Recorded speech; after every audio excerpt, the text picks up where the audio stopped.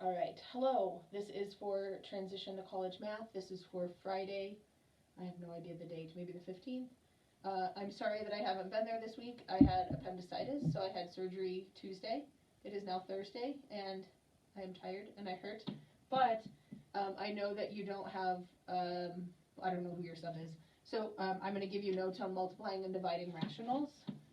I will be doing some moving, but miniature moving.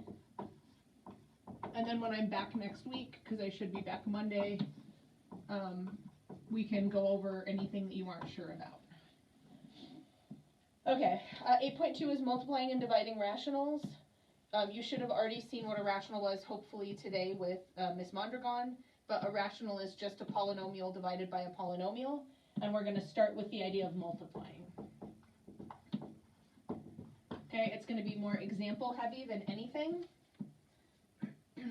So what you are going to do is if you have something like P over Q times R over T, you just multiply straight across. But there's a little bit of a trick to it because instead of always just multiplying, sometimes we're going to factor in order to reduce. So the steps for multiplying are generally first, you want to factor. All right, then if you can, you want to reduce / divide. And then the last step would be to go ahead and multiply anything that's left. All right, so for example, and this one is going to be like monomials, and then we're going to get a little bit more complicated. If I have something like 18 over y to the 7th times y to the 4th over 9, I can multiply straight across. That's going to give me 18 y to the 4th over 9 y to the 7th. There isn't really anything to factor here, and there really isn't much to multiply, but I can reduce through division. So for example, the 18 and the 9 will divide. That leaves me with 2. And then this kind of is a throwback to our integers, the idea that I have y to the 4th over y to the 7th. Remember, I subtract, or you can think of it as the expansion. So if I have 4 of them on top and 7 on the bottom,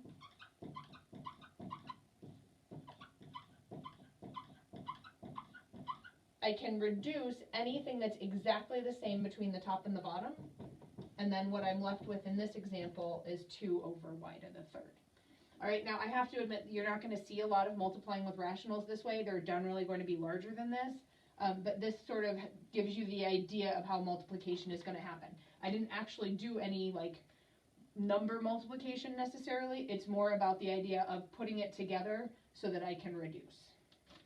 All right, so pause the video, take whatever notes you need from this because I'm going to erase it and do the next example.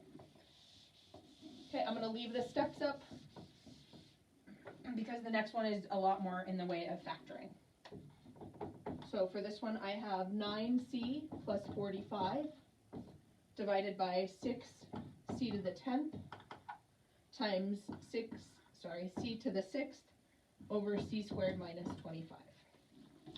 All right, I'm going to factor this first one. Now remember, for some reason, a lot of books don't do this, but you want to remember that this is kind of combined or collected in one.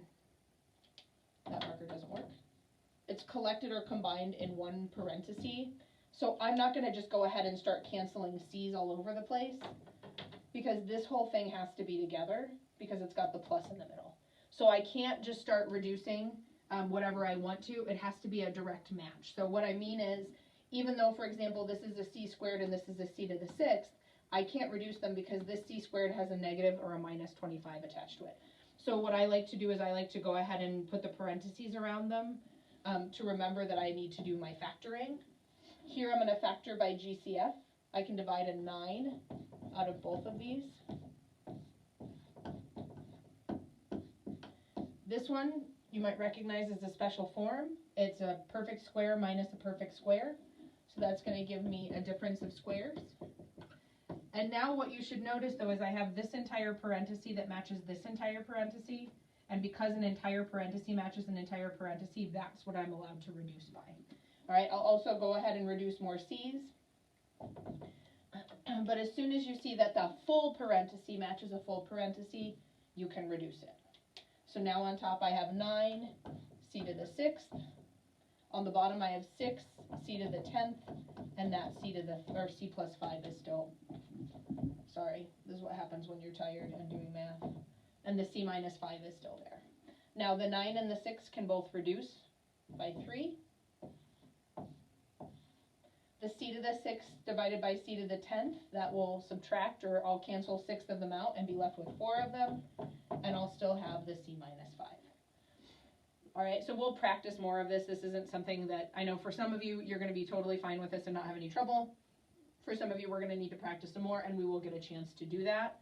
But what I want you to kind of get the idea of is with the factoring and the reducing. Alright, the next one is going to have more reduction to it. And it really is, to me, this next example is like really the kind of problems you're going to be seeing regularly as you work with rationals. So go ahead and whatever of this you haven't taken notes on, go ahead and pause the video, get what notes you need. And I apologize when I'm not there and I'm just doing a video. It's kind of math fast. So, because I can't answer your questions because I'm not technically there. But I will be back, I promise. Alright, this one I have 2n squared minus 11n minus 6. Now, the problem generally will be written without a parenthesis, and this is where I always come along and put my parentheses because I want to remind myself that all of those are together and I can't reduce anything in that unless there's another exact 2n squared minus 11n minus 6. On the bottom, I'm going to have n squared minus 2n minus 24. That will also need a parenthesis.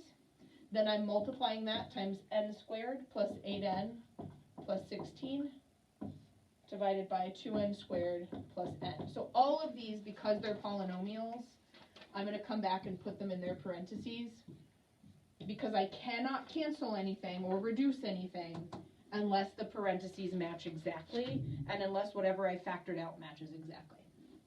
All right. Normally I would look for this for GCF. I have a 2, I have an 11, I have a 6.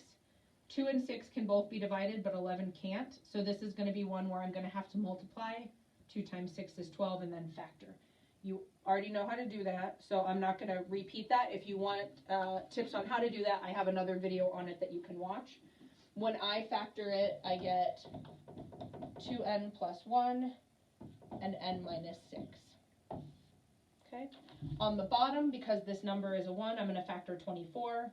What multiplies 24 to get to 2? That'll be 6 and 4. It has to be a negative 6 and a positive 4 because negative 6 plus 4 makes the negative 2. On this side, the 16 to get to 8 is going to give me 4 and 4. And what you hopefully will notice is as I'm doing this, you'll start to see, like, well, wait a second, like these two match. And that's generally the way the problems are going to be set up. Like, people don't give you a rational problem to multiply if they're not going to have any sort of reducing that happens. So you might notice now that I've got an n plus 4 over here, and this is also going to factor to an n plus 4, which means I'm going to have more to reduce. On this side, I'm going to go ahead and divide the n out. And you'll notice when I divide the n out, it ends up matching the one over here. So you don't even need to necessarily put these together right now. That's kind of why the third step is the multiply step, because now before I do any of like the multiplication and squishing it down to a single, I'm going to just go ahead and reduce everything that matches. Okay, so n minus 6, n minus 6. Now be careful. I have one n plus 4 on the bottom and I have 2 on the top. I can't get rid of all of them. I can only get rid of one matching pair. And it doesn't matter which one of these then you get rid of, but you're going to have one that reduces and one that doesn't. Then I have a 2n plus 1 and a 2n plus 1. So, at the end of the multiplication, where we literally did no multiplication whatsoever, I'm going to be left with n plus 4 on the top, and on the bottom I'm going to be left with n. Okay, and we'll talk more about like restrictions, and hopefully Ms. Mondragon talked about restrictions on Thursday in class, which technically is today. But the idea of multiplication and even of division is you're not really multiplying or dividing, you're factoring, reducing, and then kind of collecting the leftovers. Multiplication is where you just go straight across. Division is actually going to be multiplication, but we're going to have to do the reciprocal of the second one. All right, so that's the next thing that I'm going to show. I'm going to do it, quick again because I know you're just watching this in class, And I know for some of you, you're already going to have this. Some of you, you're going to need more time with it. Some of them, you're just going to need me back. But I should be back on Monday. Okay? Sorry, I'm sore. Okay, so division is going to be almost the same thing, but instead of factoring first, what we have to do is we have to take the first one, turn the middle sign to multiplication, and then reciprocal the second one.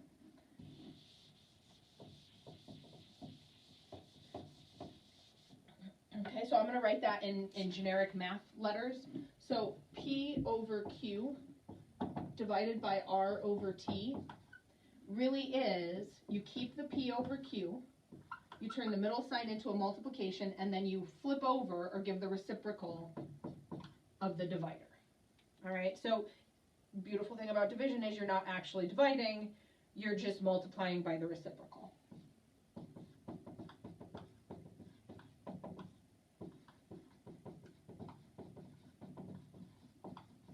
So I have a more basic problem that I'm going to skip, and I'm just going to kind of go to the one that's more in tune with what you'll be seeing, and then, like I said, when I'm back, we can review this stuff, and okay, x squared minus 9, then I have x squared plus 3x minus 10, that's going to divide by 24 minus 8x, and then x squared plus 9x plus 20. Each of these is a polynomial, so I'm going to go ahead and put them in parentheses again. And what I notice is I have a division symbol, which immediately tells me that I'm going to repeat the problem, but with the second one flipped. So I'm going to have x squared minus 9 over x squared plus 3x minus 10 times now the x squared plus 9x plus 20 is going to move to the up, and the 24 minus x8, and I'm going to rewrite that. I just flipped the 24 and the 8 to make the x in the front.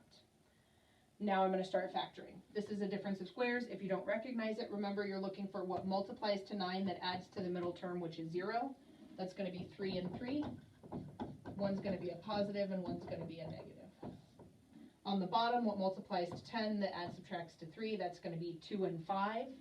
It's going to be a positive 5 and a negative 2. Now you might notice I don't have anything here to reduce, but what should happen is, because the way the problem's set up, when I do this flip, I should now get something in the bottom that's going to match this, and something in the top that's going to match somewhere in here.